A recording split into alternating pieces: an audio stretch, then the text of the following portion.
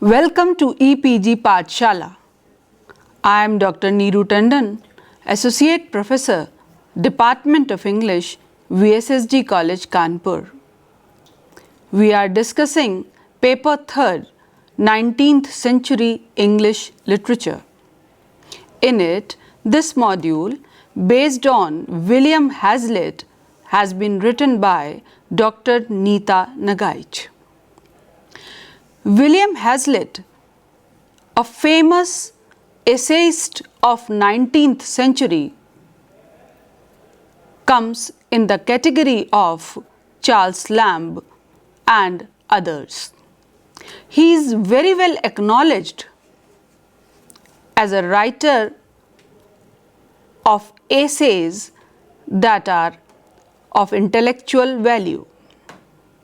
Hazlitt's essays are different if you just compare it with the essays of Lamb or Bacon or other essayists of his categories. Hazlitt's essays are different because the subject matter chosen and the style also is categorized in a different way.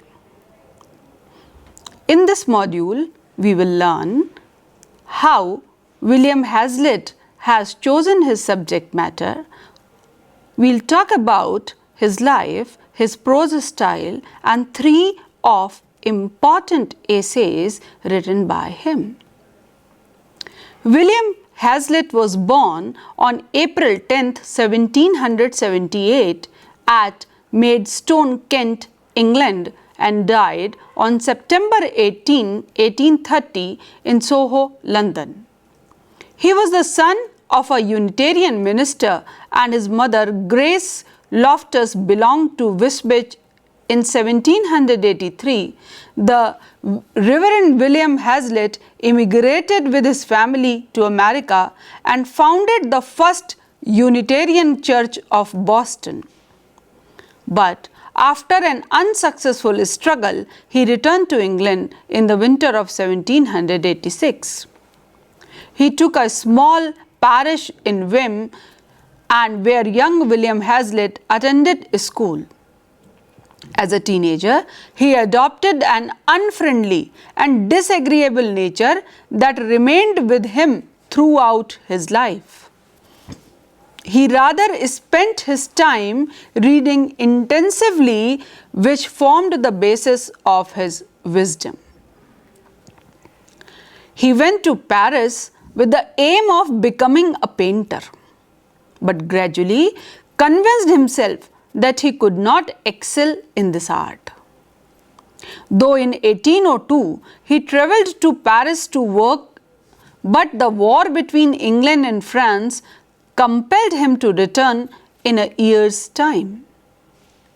He wandered on foot about England for 3 years, painting portraits at a charge of 5 guineas for each painting. His friends encouraged him to continue painting, but in 1805 he turned to the study of philosophy that had always fascinated him, and this love was showed properly in his first book named On the Principles of Human Action. Hazlitt's literary endeavors could not get the success they deserved because of his political principles. Hazlitt was born in a time when a man's literary work, morals, and intelligence would be judged by his politics. As far as his personal life is concerned, in 1803 he married Sarah Stoddart.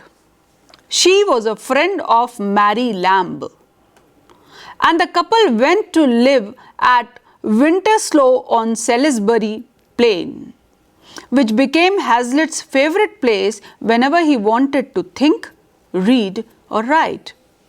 But as wife and husband, they could not live for long, and by 1818 they started living separately. and in the year 1823 both agreed for divorce. After this mutual divorce, his second marriage with Mrs. Bridgewater, a widow, in 1824, and honeymooned leisurely in France, Switzerland and Italy. However, the second marriage also, like the first, could not prove lasting. Besides the two aforesaid marriages, he had an unsuccessful love affair with Miss Sarah Walker. Hazlitt suffered from the pain of despised love that affected his happiness throughout the remaining part of his life. Now, critics talk about this and commented why Hazlitt could not sustain his love life or his married life. Somewhere they were of the view that Hazlitt's nature, his whims and fancies, his love for philosophy, and the way he looked at the world was responsible for this particular thing. Just I will present the dates of the main events happened in the life of Hazlitt. 1778, May 30th, that is the birth of William Hazlitt. 1783, the Hazlitts, they left for America. 1787, returned to England. 1793, Hazlitt joins Hackney's Theological College. 1802, Hazlitt visits France and comes back the following year. 1808, he marries Sarah Stoddart. 1819, separated from his wife. 1823, he divorced her. 1824, marries again a widow, Mrs. Bridgewater. 1830, he died. 1805, essay on the principles of human action were published. 1806, pamphlet Free Thoughts on Public Affairs. In 1807, reply to Malthus.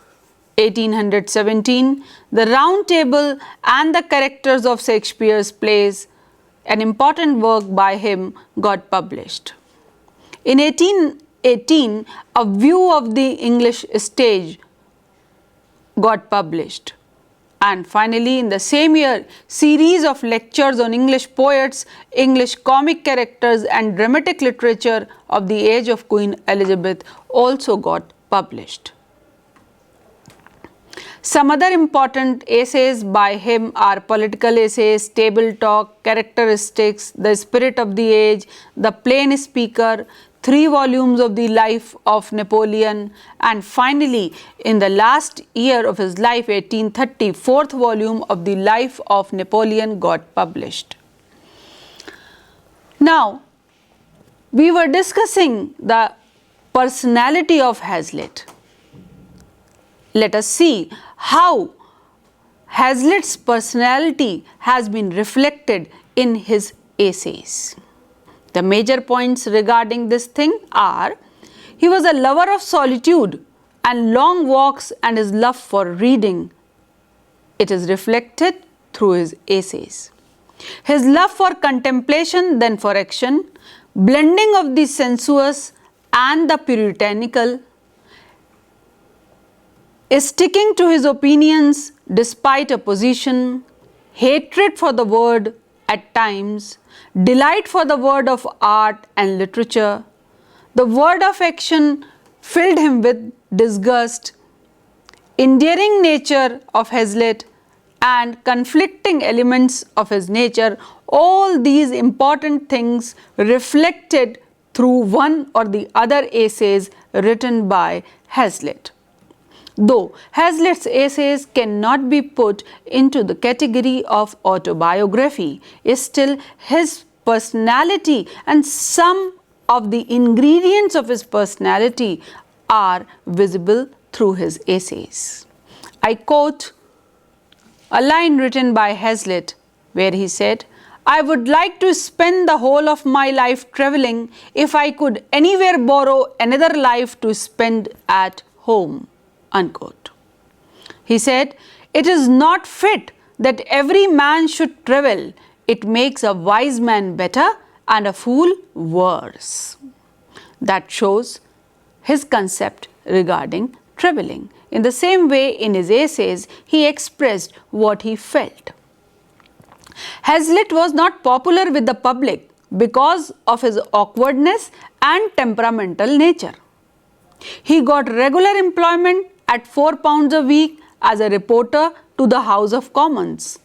He then began to give a course of lectures in philosophy in London and began work as a reporter in the Morning Chronicle and gained the reputation of a critic and essayist. Hazlitt's temperamental nature, his whims and fancies are responsible not only for his failed married life but also for people's attitude towards him, negative attitude towards him. His aggressive articulation of views in the journals came because of the quarrels he often had with friends like Wordsworth, Coleridge and Southey. But at the same time, he made some new friends and admirers among them, like P.B. Shelley and John Keats, who strengthened his reputation as a lecturer. Delivering talks on the English poet and on the English comic made him famous and as an established essayist. Now, there are various qualities of Hazlitt as an essayist. The major qualities are that he was a romantic essayist. He always longed for the past. Nothing which belonged to present interested him. Quality of joy is present in the essays written by him. He expresses power of intuitive knowledge and limits of logical intelligence. Essays imbued with moral values were there. Writings were based not on reason and common sense because he saw everything through passion, emotion and sentiment. Nature was seen as eternal beauty and affecting human nature. Along with this, supremacy of imagination was also there in his essays, making him a complete romantic essayist. So, tenets of romanticism were followed by William Hazlitt as a writer in his writings. Hazlitt was a great thinker as well. And major points that establish him as a great thinker are: reflection of life are touched with warmth of feeling, getting rid of prejudices necessary to get at the truth, respected religious people but hated the hold of theology on people's mind. He was a believer of the principles of the French Revolution. He spoke with moral courage. His faith in the people to govern themselves was sound. He loved variety of life's pleasures and pains, and he criticized the age in which he lived. There was a difference between Hazlitt as a critic and Hazlitt as a literary critic. As a literary critic, he was considered as one of the most eminent critics of the Romantic era. Unlike Coleridge, he is conscious that he is addressing a public. Wordsworth's influence on his criticism is clear. The range of his interest is impressive. He explained distinction between tragedy and comedy in clear terms. Evocative criticism of the Elizabethan age is Hazlitt's quality. Poetic nature is his eulogism. Harsh tone in his condemnation can be felt. Judgment of contemporary literature was passed by him off and on. Now, Hazlitt's views on style. He emphasized on precision and relevance of words. He disliked archaic words. He disliked pompous words and pompous style. He believed in simplicity and propriety of his style. Just like William Wordsworth, he believed that language should be such that should attract the common man's interest in the literature. He felt words do not have value in themselves, and force of word lies in the application rather than in themselves. So context was also very, very important, in which a writer puts the word to explain or to convey his thought. Combination of the literary and conversational style was favorite to Hazlitt. He thought that there should be variety and richness. Style should not be imitative. He believed in sincerity of expression, and remarks on his style given in his writings and lectures are praiseworthy. As far as the prose style of Hazlitt is concerned, there are certain points to be noted. That there is a note of familiarity without falling into colorlessness. Opening sentences are always very, very striking. His style may be termed as aphoristic style, similar to yet different from other 18th century writers. He had a habit of dilating in reflective style. Abundance of maxims is there, use of quotations that he loved, and style forcible and spontaneous, so loved by readers as well. So when we talk about any writer, any essayist, his prose style is something that becomes his identity mark. Whenever we are discussing about prose style, we should take care the kind of sentences used by him, the choice of words, the use of figure of his speeches, use of quotations, maxims, allusions. All these things together just make the prose style of any writer. Now, we are going to discuss 3 important essays by William Hazlitt. The first one that we are discussing is titled On Gusto.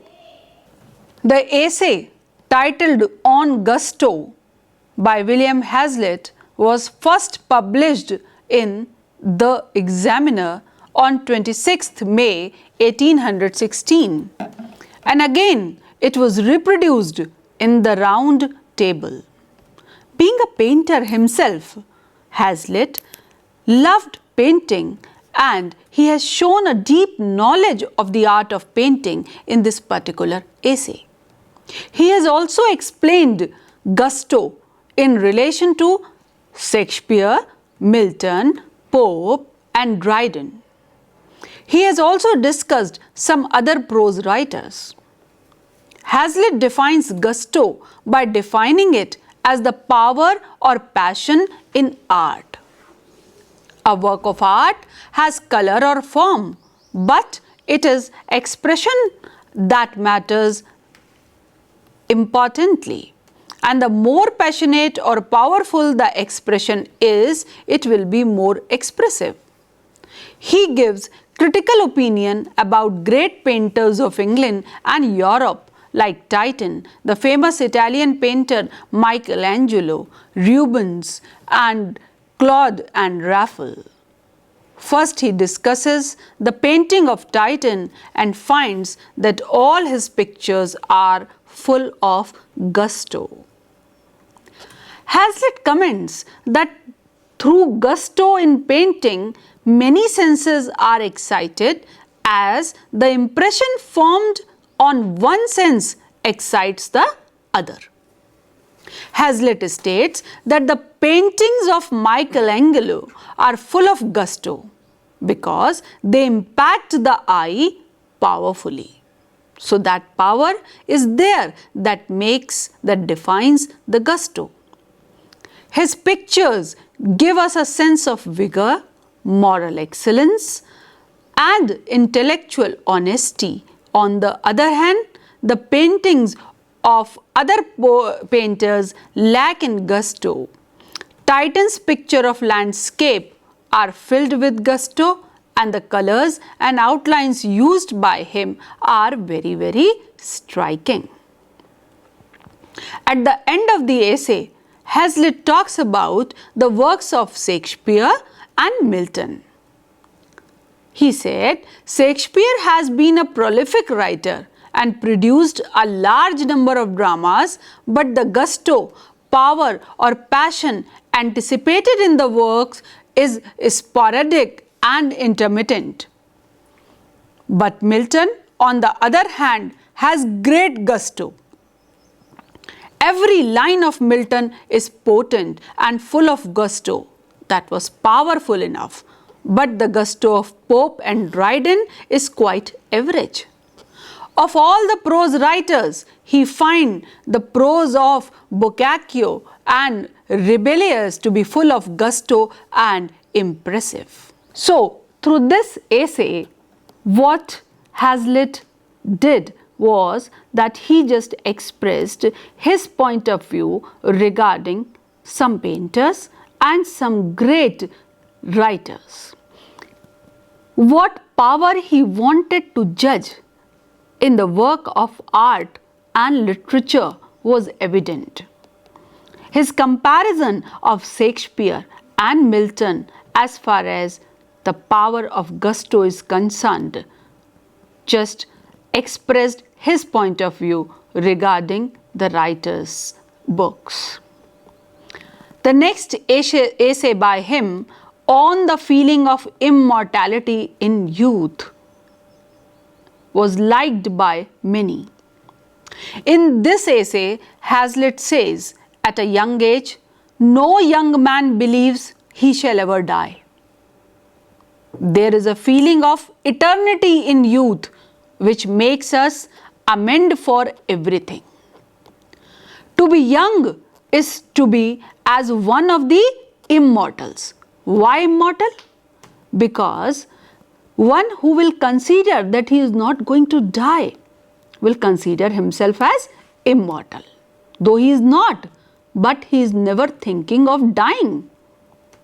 So because he is not thinking of dying, so writer is terming them as immortal.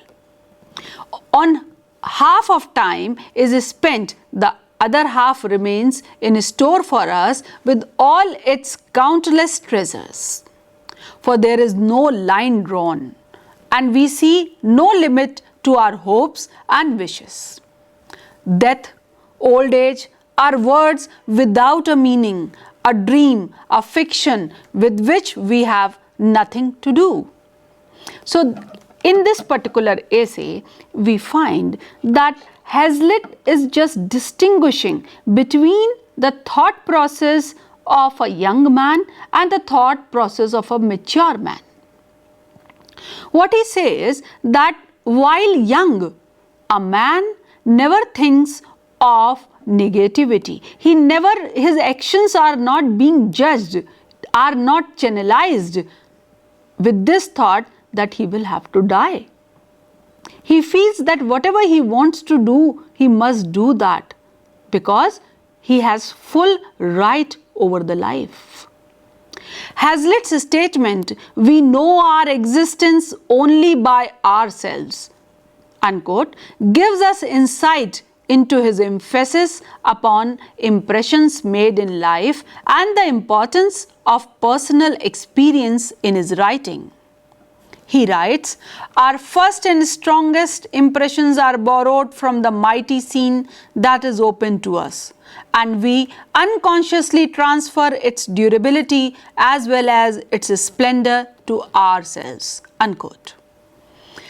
When Hazlitt is pointing to the tendency to turn inward, to define one's reality, we find that we see ourselves in relation to nature as not a microscopic portion like the flower that blooms and then withers away, but as having the same regenerative power and immortality as nature. He writes much about it, and his point of view influenced people a lot. Somewhere this description is based on the psychology of the young people. In another essay on the disadvantages of intellectual superiority, which came out in Table Talk as the 29th essay, in this essay, Hazlitt says that intellectual superiority brings the power of knowing more and seeing farther than the others. This aspect should not be misunderstood by others. An intellectually superior man tends to become unintelligible and complex. He is likely to talk in paradoxes that fail to reach the common people. The more original his ideas, the more distant he becomes to the reader or to his listener. Those who possess greater refinement and wisdom are viewed with suspicion and hostility by their neighbors. Now you see what Hazlitt wants to convey by this particular point, that if you are very, very refined, if you are very wise, even then you will not be welcomed in a proper sense as you should be by your neighbors, because either because of your superiority they will be jealous, or they will have suspicion that if you are too good to be true. If an intelligent man, by softening his attitude, wins his neighbors, then they may fear him less but hate him more. They will be more determined to take revenge for his superiority. All the humility in the world is considered as a weakness or folly.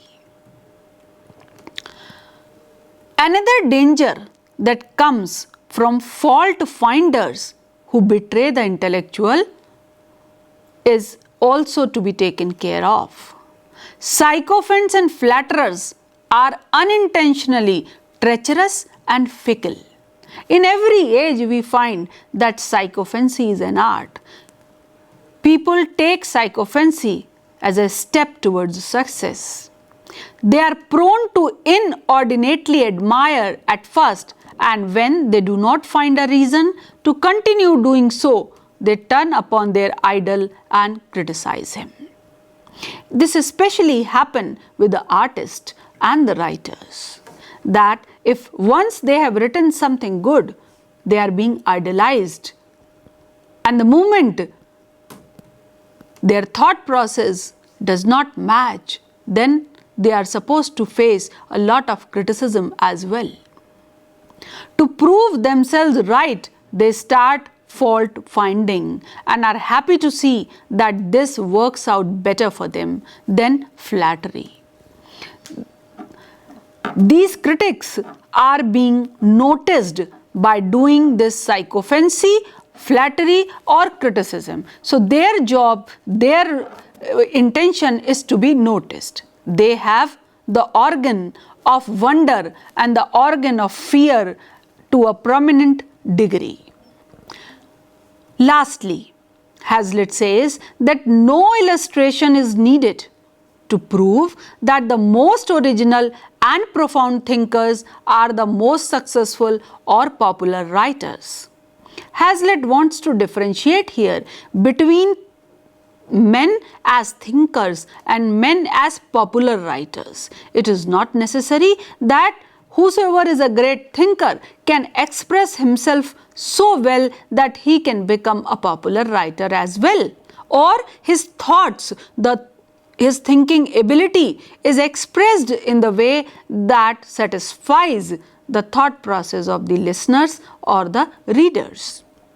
According to him, this is not a temporary disadvantage, as many great philosophers were followed while they were living but forgotten as soon as they were dead. And the name of Hobbes is perhaps sufficient to prove the truth of this statement. Hazlitt has a very important place in English literature. He wrote two kinds of essays, miscellaneous essays and literary essays. In both variety of essays, he is personal, frankly giving his likes and dislikes.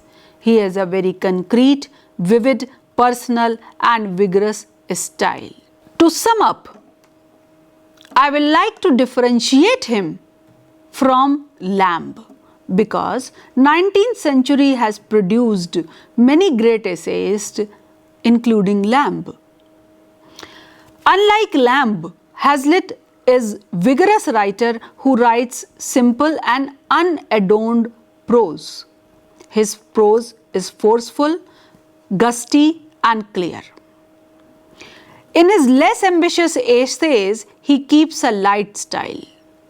In his public lectures, he adopts the sweet and eloquence of a practiced orator. Hazlitt, in the real sense of the writer, he liked that he should be put in the rank of Bacon, Dryden, Addison and Swift. And that is the truth. Hazlitt had a knack of using appropriate words for the appropriate expression. Hazlitt's language was easy to understand, but sometimes some expressions and allusions were without reference. His pithy statements are unrivaled, such as common sense is tacit reason. Like he said, no young man believed that he shall ever die. An author is bound to write well or ill, wisely or foolishly, it is his trait. Wit and humor, past and future, thought and action, all these things he mixed, and this mixture created a different kind of literature written by Hazlitt and made him supreme as an essayist. Thank you. Enjoy reading Hazlitt. Thanks for visiting EPG Pathshala.